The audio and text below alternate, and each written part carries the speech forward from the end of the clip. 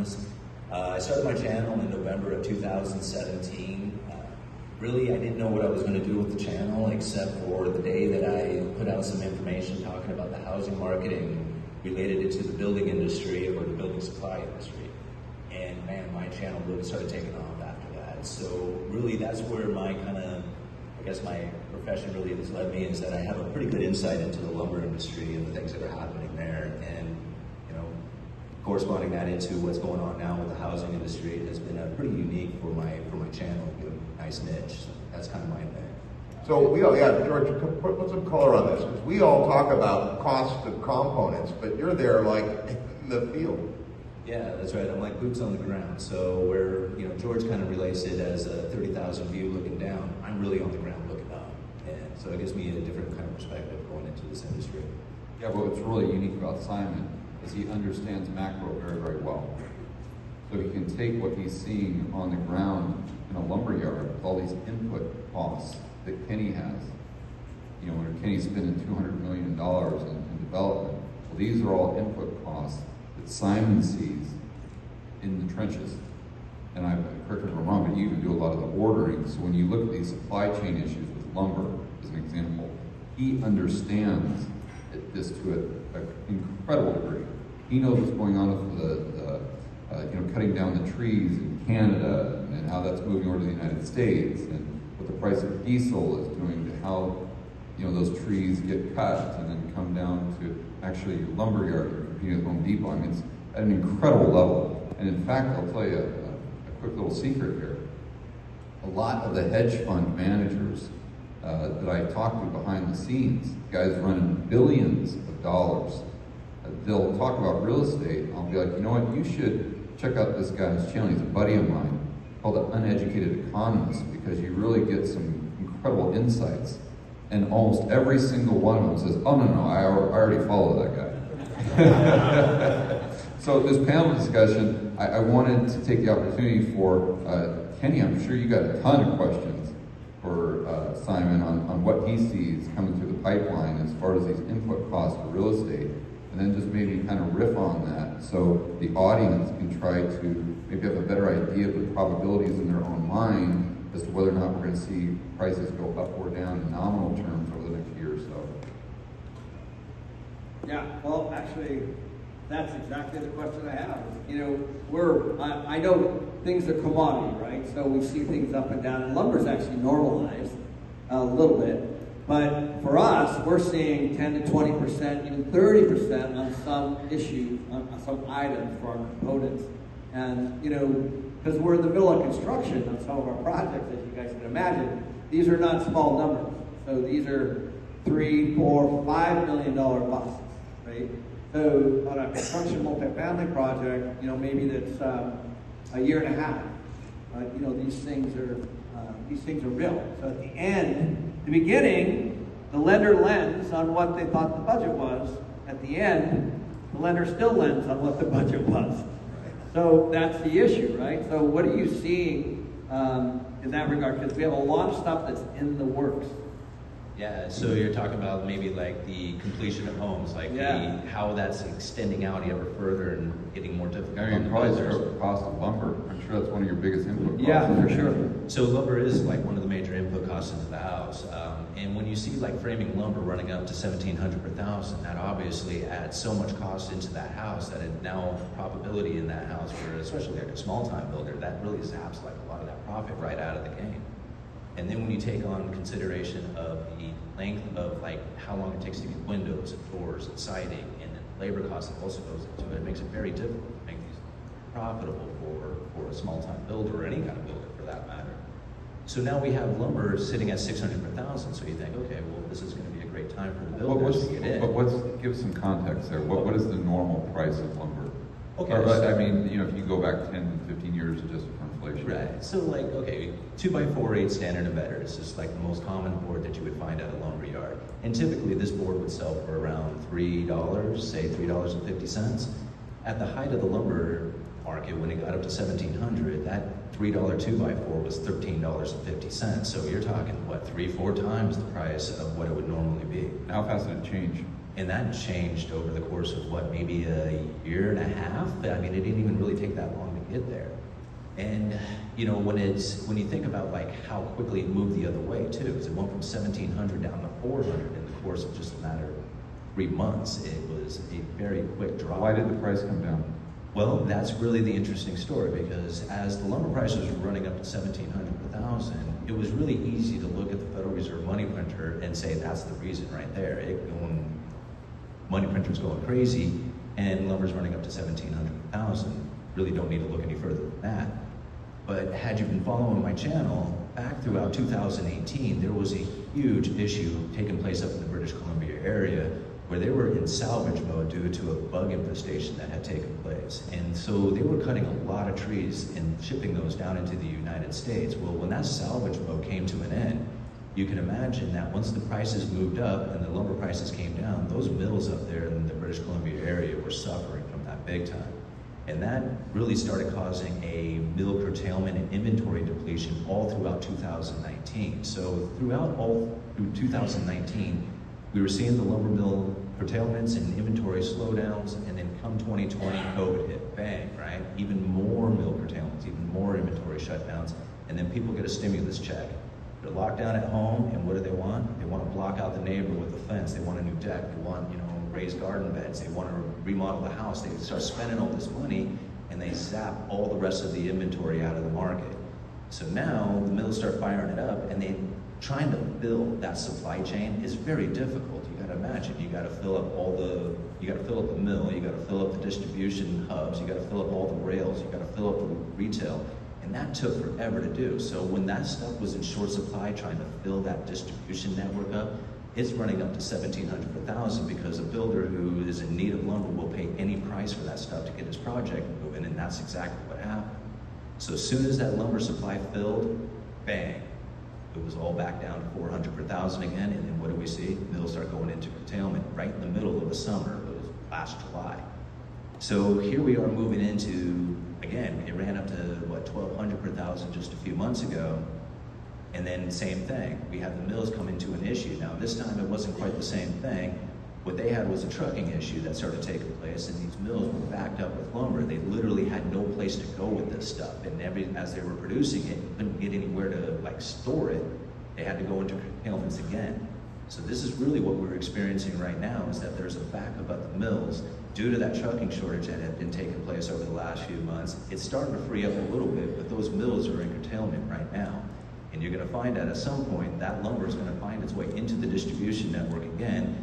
There's going to be a production gap, and you're going to see prices shoot back up, probably towards the end of summer. So that's probably what you're looking for, that information, when that lumber is going to be moving back up. Now, I can't predict the future on when that's actually going to happen, but it just seems to me that that production lag that's taking place right now is going to impact the price probably, again, towards the end of summer, maybe just the beginning of winter. Now you know why the hedge fund guys follow Simon, right? I think Sorry, guys. Unbelievable insights. But I think the main takeaway there is when we're trying to figure out what's going to happen with commodity prices, we tend to get focused on either the supply side or the demand side. And we have to pay very close attention to both. Because what you're talking about, you're just going back and forth, just casually, between the supply side, what's happening with the mills, what's happening with the diesel, what's happening with the truckers, and you're talking about the demand side, what's happening with stimulus checks, and are we getting aggregate demand increasing? And we saw that perfect storm that was leading up to it. You saw the supply side going down, and you saw that the demand side go up, and that's why prices go from $3 to $13 very, very quickly. Yeah, do you guys have anything to add there? Any more questions?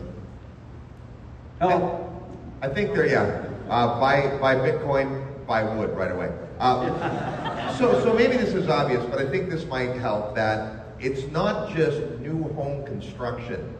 When we see the component price of any real estate, the land, plus the materials, plus the labor, plus developer profit, that's what kind of sets the tone for the market. So congratulations, your homes are all worth more, even though they were built 5 or 10 or 20 years ago. But that's only because the new builder adding inventory, whether it's retail or office or residential, has to come in at that price.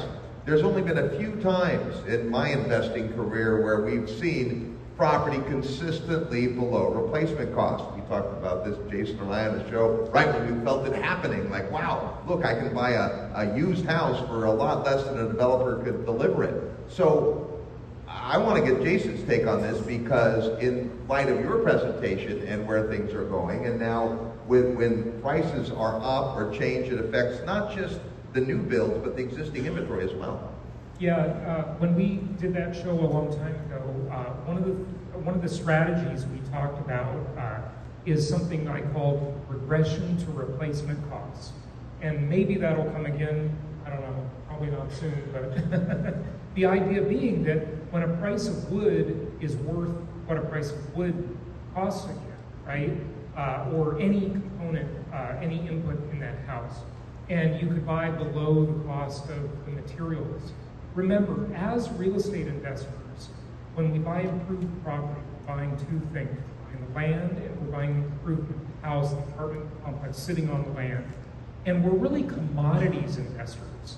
And that's why I call it packaged commodities investing. I did a video with George a long time ago about just that topic.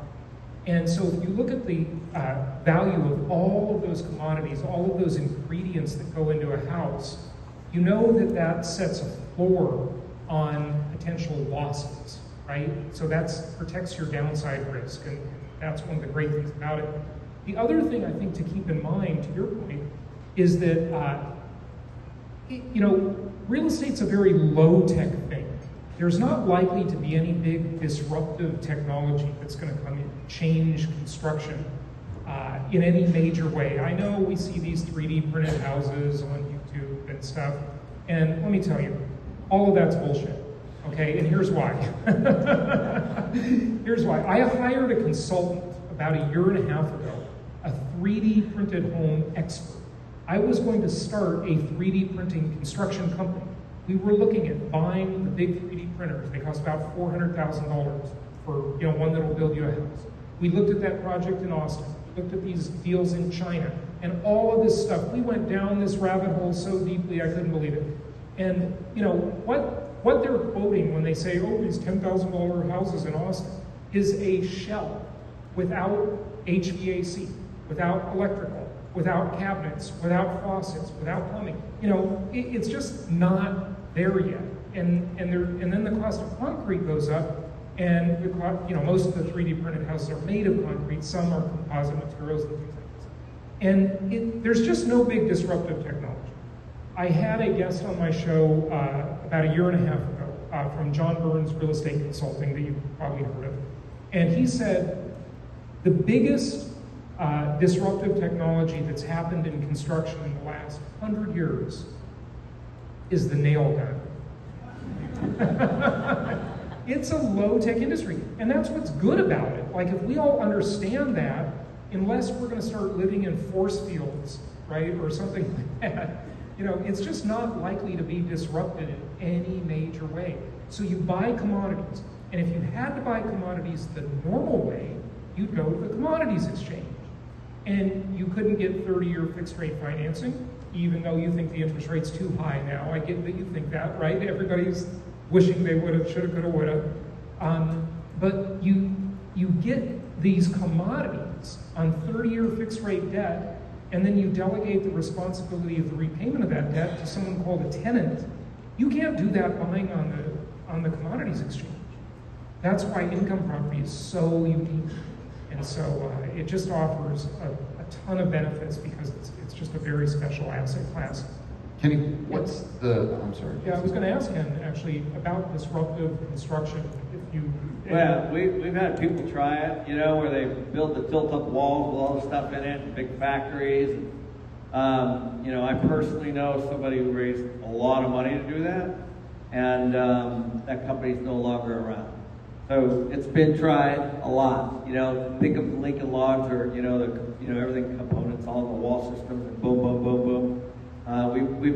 We've had people try it with those railroad cars, stacking it, all that kind of stuff.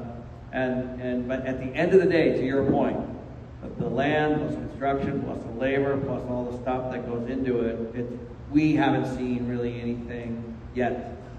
What are your build costs right now per square foot, roughly? Yeah, so we were talking about that last night. So it varies obviously based on where it is and how high it is, and whether you've got the parking actually drives a lot of the issues, with the parking structure itself. So just a traditional surface park, which means you pull up to it like you would like maybe a hotel. That would be the lowest. You're in the over $200 a foot. Could be closer to $250 a foot, just depending on the type of construction. That's just for the construction. That doesn't That's include the land or the permits or anything like that. Yeah, and I was talking to some people last night where it's interesting how different that can be in markets. Some markets are less.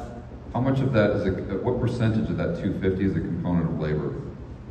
Boy, I'm not sure. I'd be guessing, but a fair amount. It's all baked into like a lumber framing contract, so it's hard to know. Yeah. So I would wonder if you see that price per square foot that Kenny's paying for new build. Do you see that going up or down in the next year?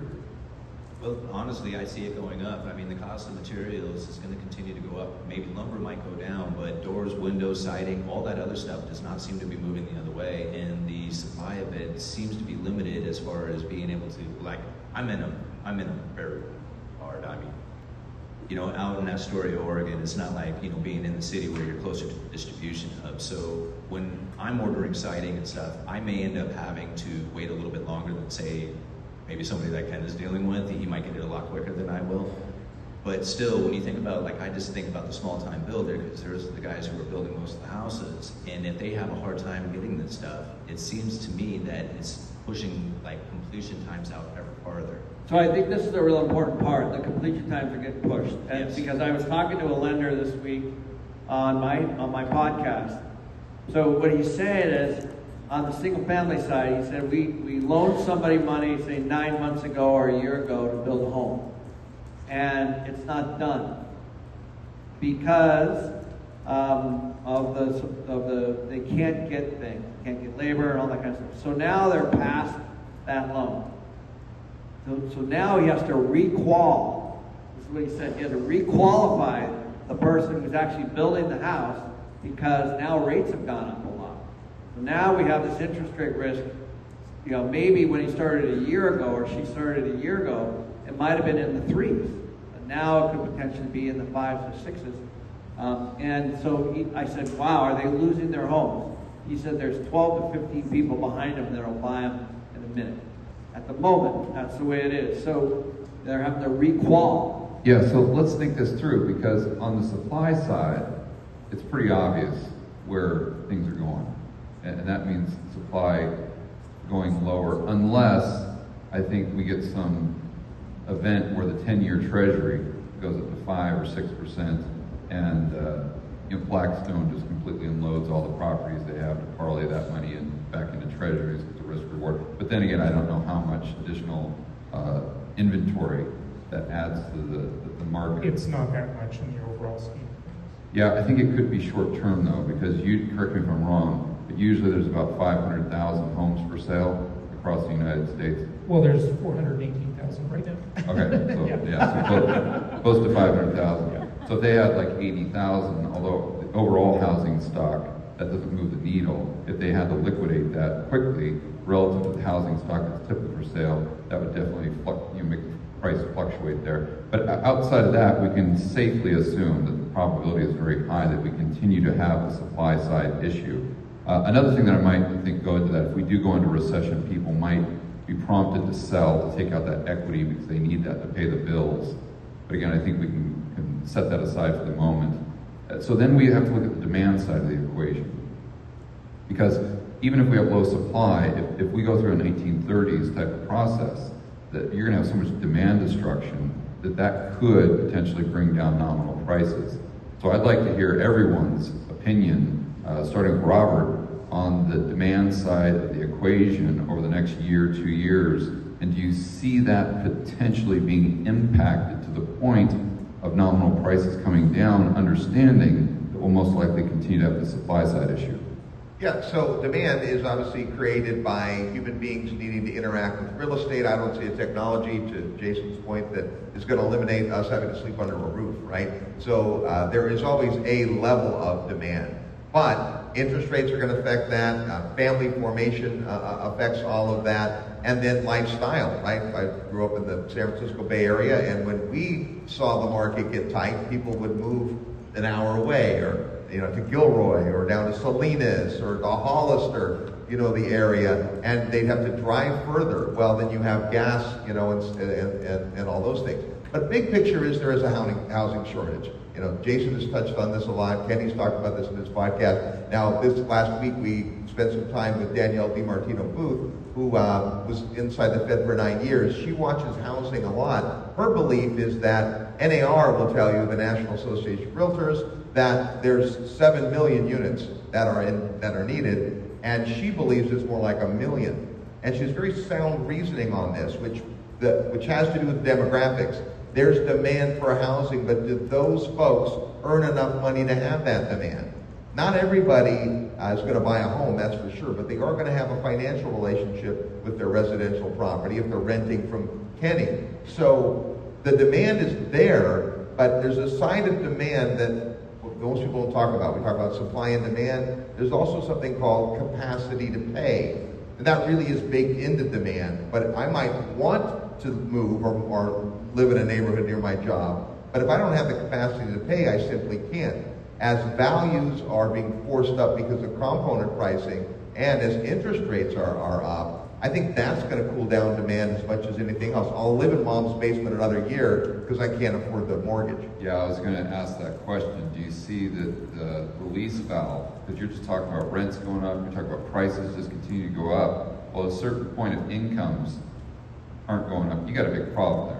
So do you see the release valve being people just moving in and there's being more people per square foot, like we see in Europe, or like I see all the time in South America? And then that would be a solution to the supply side, because you go from 350 million people needing a house, if they're just basically just cutting that in half, now all of a sudden it's just 150 million people, the same amount of housing stock, if they're just moving in together, let's say.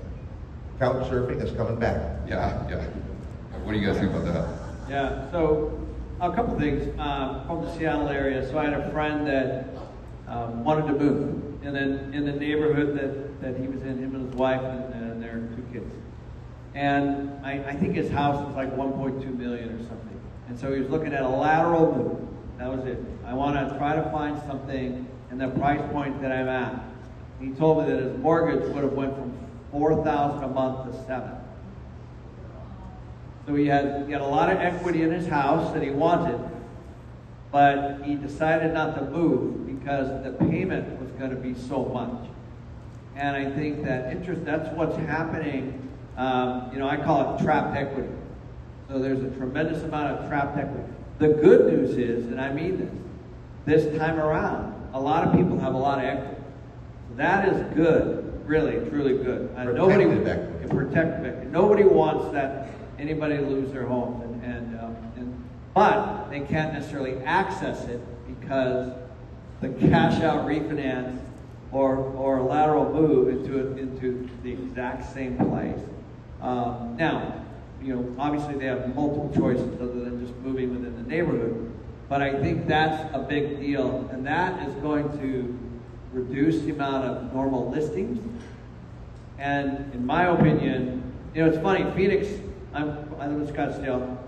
The news reporter came out and said, "Oh my God, the housing in Phoenix is not good. It's the listings have tripled."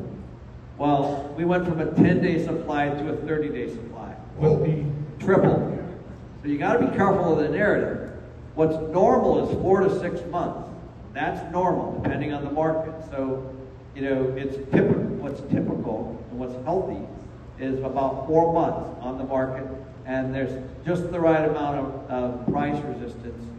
So 30 days is still not healthy, it's better than 10. So I think that you're going to see a low number of listings moving forward as a result. And when you say healthy, you mean it still indicates a lack of supply? Lack of supply. Not healthy for buyers. Yes, In other yes, words, right? correct. Yeah. Good Sellers. point. Yeah, thank you, Jason. You know, it's funny that when we talk about the real estate market, we always think it's a good market when prices are going up, right? And George said something interesting. You know, I was on his show recently, and he said it's funny how they think it's great if asset prices are appreciating like crazy, and it's bad if consumer prices are going up. Remember you said that? That was a really good point, you know? And that's kind of how it is with the real estate market. And as investors, I think we need to kind of just remember that sometimes we're in a market that's a capital appreciation market. And we all love that because it's this huge like gains that we make, and you know, the wealth effect, we all feel richer. We do my refi till you die strategy, and it's awesome. But a lot of times we're just milking our properties and our portfolio for yield, okay? And that's really investing. Investing is not speculation. And so the beautiful thing about it is that as long as the population is not in decline and there's not too much doubling up, as George was talking about, people just move from the renter pool to the buyer pool, or they move from the buyer pool to the renter pool, right? It's the same number of people and the same number of units needed. Now, the doubling up does diminish, it does decrease demand a little bit. That's a little bit of demand destruction. But overall, doubling up is not that big an impact. It's an impact, which is not huge. And so that's the thing. We just adjust our strategy based on what's going on in the world. And I say there's tons of new renters moving into the market, and the rents are still lagging the prices by 2 to 3 years. Rents are still rising, and they've got a long way to rise. And this guy is benefiting huge from that. Probably. Are you guys worried about rent control? Yeah, 100%. It's already popping up. I didn't get a chance to talk about it, but it's we're seeing it. You know, we're seeing homelessness is a real thing, and you know, and affordability is a real thing. And so each state and city is handling it a little bit differently. Oregon, of course, passed the rent control for the whole state, or California, and so what's happening is they're hedging the investor on the income, and then they're doing what they want on the expenses. So, you know, and so people are again driving. You know, I always say, you know, money goes where it's treated best. And so, you know, like I was talking to a lender from Berkadia, one of the top guys out of San Francisco, and he said, "We're just staying away from the coasts." And he said, "And St. Paul." I go, "Why St. Paul?" He's like, "They passed the 3% rent cap." And which means that you can only raise your rents 3%. By the way, it's not healthy what's going on for renters. You know, it's 10, 15, 20% increases. It's not healthy. It's not healthy for the market.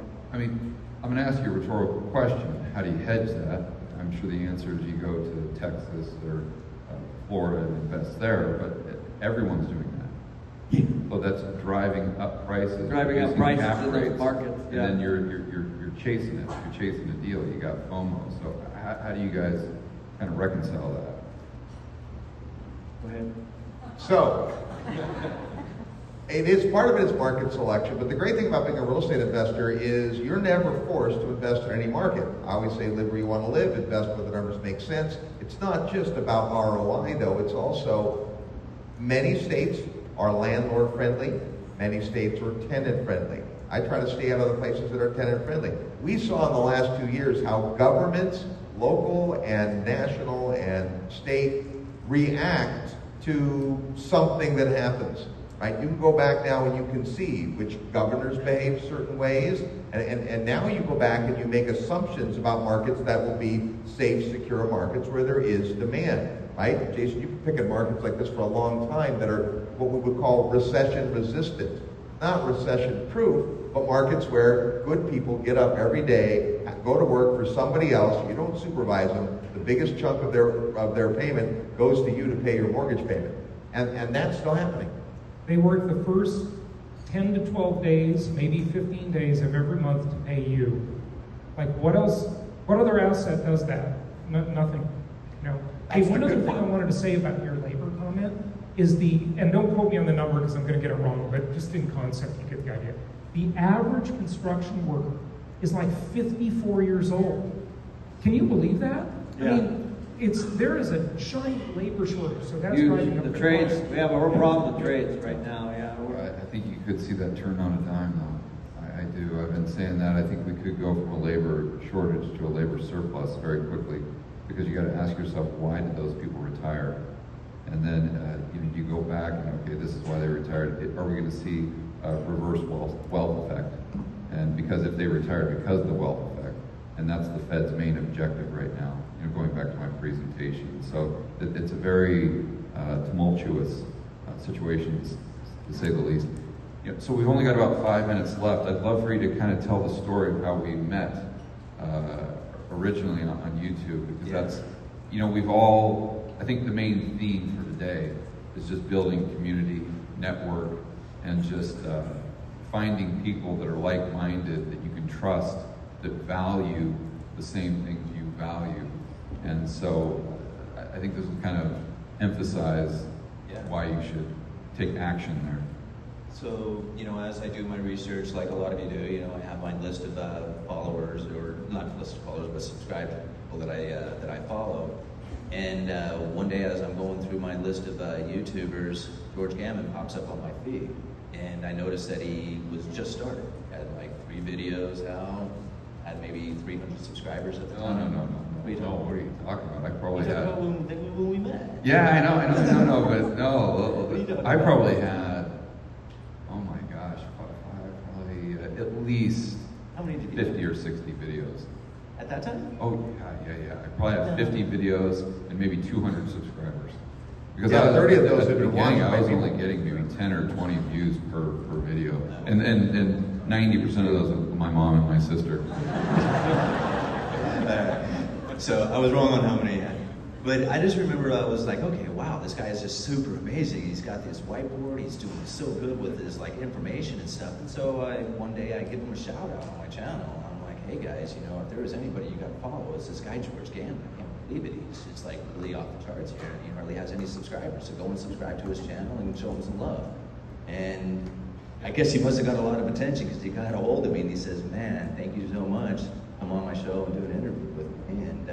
And we've been close ever since. So. Yeah, absolutely. And then I invited him to speak at the last Rebel Capitalist Live, invited him here, and it's been a fantastic relationship.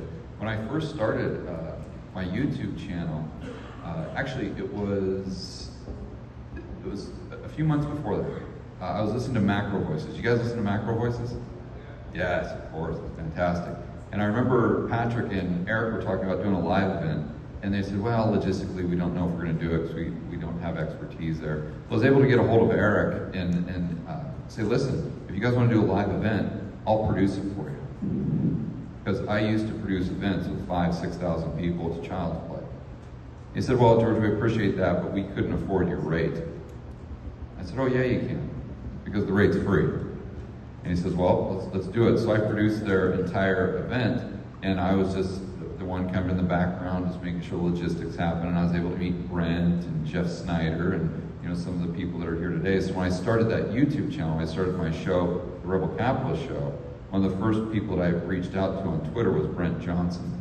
And I DM'd him. I said, Brent, I don't know if you remember me, but we met here. He said, sure, George, I'll come on. And it just parlayed from one person to the next person to the next person. And I was just, which was strange for me, because a lot of times I always kind of had that lone wolf approach as an entrepreneur prior to 2007, 2008. And so from there, I expanded the channel, and then I had someone that I DM'd on Twitter, Kiyosaki. We hit it off, had dinner, and then he said, oh, you got to meet Kenny. Kenny and I hit it off, went skiing, and then we met up in West Palm, and then Jason and I, we all went out, and then we formed the collective, which you guys see right out here. And then I started doing events. When I did events, I just emailed every one and DM'd people that I had met through the process of the show and providing value and just building that network. And I can tell you, not only does that help you be more anti-fragile in a time of a fourth turning, which I think we're going into. But it also improves your life to a degree which I cannot explain. My life right now is unbelievable. I mean, think about this. Just 2 years ago, I was doing nothing, and now I have the opportunity to meet all of you amazing people right here and sit up on stage with these incredible individuals. And none of that would have been possible if I wouldn't have continued to try to grow that network and build the community and the tribe. And I'm sure you guys have kind of origin stories that would rival that. And I don't know if you guys want to share something like that quickly. Well, you know, they say your network is your net worth, and that's really good to say. It makes you anti-fragile, like Philip. And that network is so important because we all have resources, and when we share those resources, it just becomes really valuable. The information, the knowledge, the resources, the experiences, and the friendships, that's what life's all about, right? And it's the most important thing in life, and that's what's so important about networking, coming to conferences like this. If you can afford it, joining a mastermind group like the Collective, great resources. If you notice, all the resources in life really ultimately come from other people. Yeah.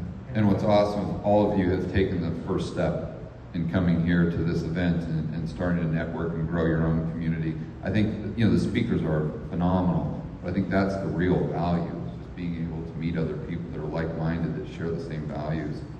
Kenny, do you have anything to add there? Yeah, sure. So I started early in my career at a group called EO, Entrepreneurs Organization. That was my first exposure to a network or a tribe. And it really changed the way I did business. And then I went into YPO, which I'm still in. And I'll tell you, that peer-to-peer network kind of led us to the Collective. Because, what I found, certainly, was I think, even though I'm known for a multifamily and known, for what my business has done for the last 20 years, and Jason's known and George is known as an example, we're still really confused about other stuff, just like everyone. Really, like on a number of levels. And so the power of the Collective, the power of the mastermind that we put together, we only had 3 meetings so far, I think it's been wonderful, is the group itself. It's the sitting down with the group and it's not, it's both ways. And I got to tell you, that's for me. I was looking for a network and a tribe moving forward into this uncertainty, and that's it for me. There's some, to dovetail on what Kenny said, there's something you want next, right? There's some next level thing for you. It's different for everybody. And it always feels like before you do it, there's some sort of shroud of mystery around it, right? Like you don't know how to do it, or it's just not quite real to you yet. Just like whatever you've achieved now is now totally real because you've done it, right? And when I was an EO member too, and I remember going to my first lunch, and it just kind of, I had a small business and I was struggling, and I then met other entrepreneurs that were doing bigger things, that were ahead of me in the journey, right? And it was always some like out there thing. But then when I got to know these people and became friends with them, I thought, in a way, that's just like a normal person. I could do that too. And that's what happens when you network with people and you hang around with them. That next level thing you want just becomes so real, because instead of reading about it in a book or hearing about it from someone on stage, this is like a person that you're hanging out with, that you're just friends with, and you realize, that's just a normal person. I could do that. Your subconscious mind, something kind of flips, and that's the power of a network, of a tribe. That's why I always tell people to start their own YouTube channel, because trust me, if I can do it, any of you sitting here can do it. I totally agree. Yeah. You don't even need a studio. You can do it in your car. Yeah, you can do it in your car. But you just gotta get some. You gotta get blue fuzzy dice, though, right? Yeah, you gotta have fuzzy dice. That's the secret. Car, All right. So, do you want to, Robert, tell everyone about tonight's cocktail party? And I think the 3 of us are going to go back to our booth out there and answer any questions that you guys have, probably for the next hour Yep. or so. So if you guys have any questions about real estate or anything we talked about today or anything we'll talk about tomorrow, just meet us out at that booth. And then you want to tell them about the cocktail party tonight? Absolutely. First of all, how about a hand for the panel, ladies and gentlemen? Good stuff. Tonight, starting at 7 o'clock. Oh, and it's working now. The money gun is working. Wow. Tonight at 7 o'clock, we're going to be right out here in the foyer. So come on down, hang out, wear your Rebel Capitalist t-shirt, and we have a great, great opportunity tonight to buy me a beer. That's going to be awesome for you. But from 7 till, I think last call was at 10 o'clock.